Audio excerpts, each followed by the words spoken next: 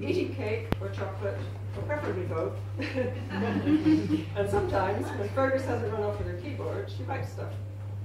Jody writes thrillers, romances, and romantic intrigue. In Fashion will be released in September, but there's plenty more stories to discover by Jody until then. I won't stand. Really sitting down, I believe. Yeah, I won't stand because otherwise he'll bark. He may bark anyway. Yes, he might do. This is a book. This is obviously from In Fashion.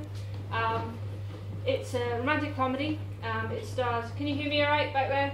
Yeah. I got a bell on me, tells me she was fine. Some of the ice cream machine comes on. I'll just shout loud. Okay, so Darcy McGregor was a big one. Surely an internationally acclaimed supermodel, celebrity moment star of The Style Surgeon, the best live makeover TV show in existence, thank you very much, had better things to do than style a pencil-wielding security guard who hated fashion. But thanks to a teenage daughter, she finds herself outside Kate Bontleston's home with the camera crew and live on air. And Kate isn't all that impressed, also it appears.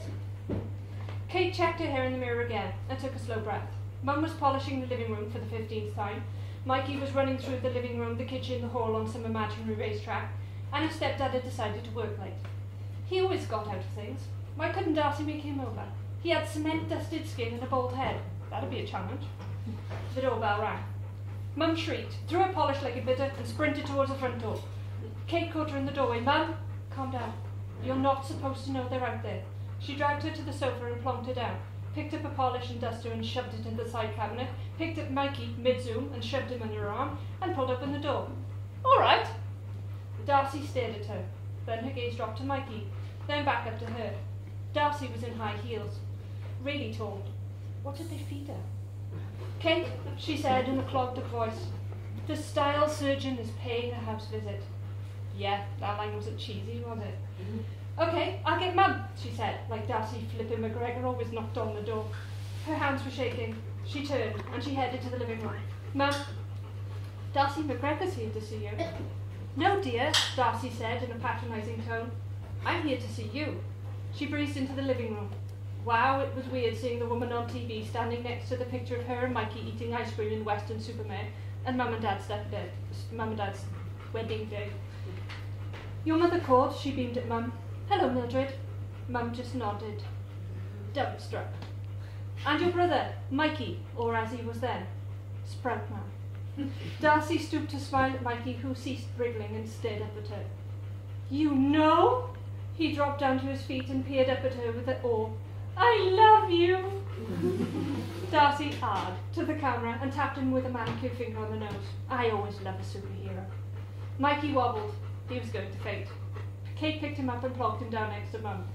Two gibbering family members on national TV. Dad must be laughing his ass off. So, why are you helping me? Darcy cleared her throat.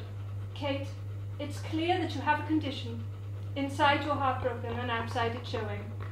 But don't worry, you have the style surgeon at your service, and I'm going to give you back that smile. Mikey cheered and clapped. Wow, was it so much cheesier in reality. Kate clamped her lips shut. How did so many people watch this shit? What if I'm happy and I like my clothes? Darcy laughed, patronising. Yeah, she was hot, but what was with the laugh? I know it's hard to accept help, she motioned to the camera, but give it a shot. You'll be surprised how good I am. And that sounded so much like a line. Cue awkward moment. Darcy's eyes flickered like she realised. Yes, not awkward at all. At close, Darcy managed, her voice clogged up again. Now we have a process. I'm still not sure. Okay, it was fun baiting the woman. Why was she teasing her? She should be gibbering on the sofa too. I mean, I have to go to work. I don't have time to shop. Darcy's eyes glinted. You have time off.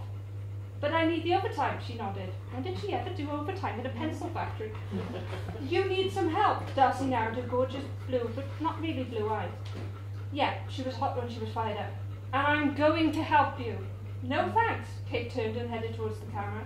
Someone with grey hair that fired out at all angles clamped her hand over her mouth. A young girl beside her, Susanna McGregor, who was unmistakable, like her mum in every detail, sniggered as she kept one eye on her phone and one eye on Kate. Kate, don't you think you should listen to the professional? Darcy hurried around to stand in front of her. Her cheeks were flushed, her neck was flushed, and her chest rose and fell, up and down, up and down. I didn't see your credentials, came out as she smiled at the necklace dangling down below Darcy's top button. Darcy cleared her throat.